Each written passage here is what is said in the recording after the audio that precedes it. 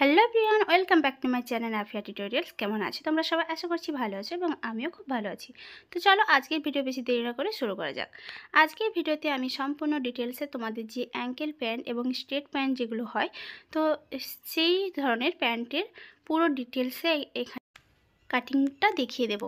তো চলো আজকের ভিডিও বেশি না দেরি করে শুরু করা যাক। যারা এখনও পর্যন্ত আমার চ্যানেলটিকে সাবস্ক্রাইব করেনি তাড়াতাড়ি করে আমার চ্যানেলটিকে সাবস্ক্রাইব করে দিন এবং ভিডিওতে লাইক কমেন্ট শেয়ার কিন্তু করতে ভুলবেন না। তো চলো শুরু করি। তো সর্বপ্রথমে আমি তোমাদেরকে যেটা বলবো সেটা হচ্ছে, এই ধরনের প্যান্ট তৈরি করার আগে তোমাদেরকে মাথায় রাখতে হবে যে দুটো পার্ট আলাদা আলাদাভাবে কাটিং করার জন্য অবশ্যই তোমরা দুটো পার্ট আলাদা আলাদাভাবে কাটিং করবে। একসঙ্গে কাটিং না করে একসঙ্গে কাটিং করলে অনেক অসুবিধা হতে পারে। তো এখানে আমি আমার মেজারমেন্ট অনুযায়ী একটি কাপড়কে দুভাজে ভাঁজ করে রেখে দিয়েছি। আমার দিকটা জয়েন্ট সাইড, অপর দিকটা খোলা সাইড। এখানে তোমরা অবশ্যই মেজারমেন্ট অনুযায়ী তোমরা এখানে নিয়ে নেবে।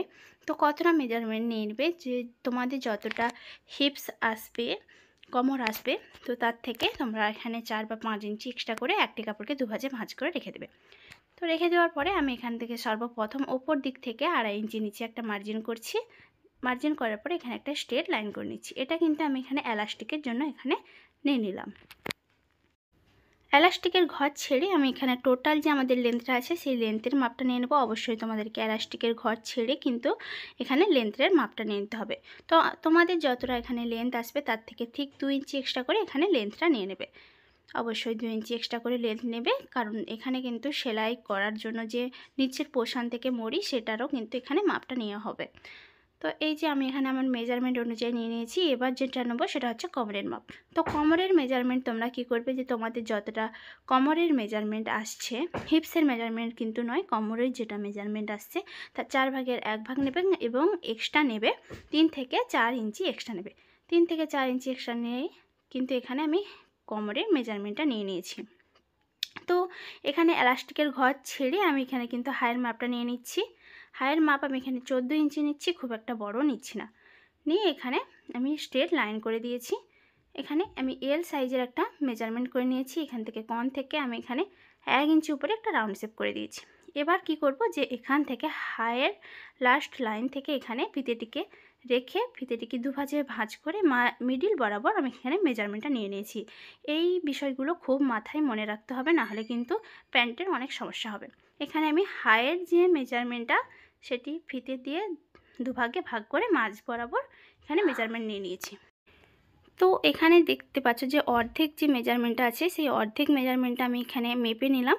তো অর্ধেক মেজারমেন্ট এদিক থেকেও নিয়ে নেব, এটা কিন্তু খুব মাথায় রাখতে হবে। তো তোমরা এখানে সবথেকে বড় ভুল করো, যে এর যে মাঝ বরাবর যে মেজারমেন্ট আছে এই নিচের মরিতে সেই মেজারমেন্টটা নিয়ে তোমরা এখানে শেপ কাটের সাহায্যে শেপ কাটটা মিলিয়ে দাও, প্যান্টের শেপ কাট। এটা করলে কিন্তু তোমাদের কখনোই ফিটিংস ভালো আসবে না এবং সামনের দিকে কিন্তু খাঁচ খাঁচ টাইপের আসবে। তো আমি আবারও বলে দিচ্ছি যে এখানে ফিতেটিকে এই যে মুড়িয়ে যে অর্ধেক ভাগটা আসছে সেই অর্ধেক ভাগটা আমি ওখানে যেটা নিয়েছি এবং নিচ পোর্শন মরিতেও আমি সেই অর্ধেক মেজারমেন্টটা নিয়ে নিয়েছি। নিয়ে নেওয়ার পরে এই অর্ধেক মেজারমেন্ট নিয়ে নেওয়ার পরে তারপরে কিন্তু দু সাইড থেকে আমি মরির মাপটা নেব। হ্যাঁ, দু সাইড থেকে মরির মাপটা নেব। তো এই মিডিল থেকে আমি এদিকে 3.5 ইঞ্চি নিচ্ছি এবং ওদিকে নিচ্ছি 3.5 ইঞ্চি। এইভাবে কিন্তু মরির মাপটা নিয়ে নিতে হবে। এইভাবে কাটিং করলে কিন্তু তোমাদের ফিটিংসটা খুব সুন্দরভাবে আসবে। তো দেখতে পাচ্ছ আমি কিন্তু শেপ স্কেলের সাহায্যে আমি কিন্তু শেপটিকে মিলিয়ে দিয়েছি সেই 3.5 ইঞ্চিতে, এবং এদিক থেকেও যে 3.5 ইঞ্চিটা নিয়েছি মিডিল পোর্শন থেকে, এদিক থেকেও আমি এইভাবে স্কেলটিকে রেখে এই শেপটিকেও করে দেবো। অবশ্যই প্যান্ট কাটিংয়ের জন্য তোমাদের কিন্তু শেপ যে স্কেলগুলো হয় সেটি কিন্তু তোমরা ব্যবহার করবে। এভাবে ব্যবহার করলে কিন্তু তোমাদের শেপটা ভালোভাবে আসবে। তো ওপর দিক থেকেও আমি এখানে এই যে শেপ স্কেলটা এভাবে রেখে ভালোভাবে কাপড় মিলে ওপর দিক থেকে কিন্তু আমি 1 ইঞ্চি একটু ছেড়ে এখানে শেপটা করে দিচ্ছি। 1 ইঞ্চি অবশ্যই শেপটা ছেড়ে করতে হবে, এটি করলে কিন্তু তোমাদের ফিটিংসটা ভালোভাবে আসবে। তো যেভাবে আমি ড্রয়িং করছি এভাবে ঠিক কাটিংটা করে নেব। তোমরা দেখতে পাচ্ছ এই যে এইভাবে ঠিক কাটিংটা করে নিয়েছি।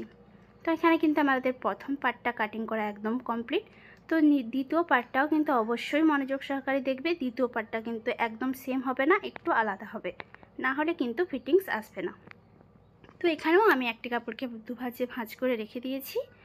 আমার দিকটা জয়েন্ট সাইড, অপর দিকটা খোলা সাইড।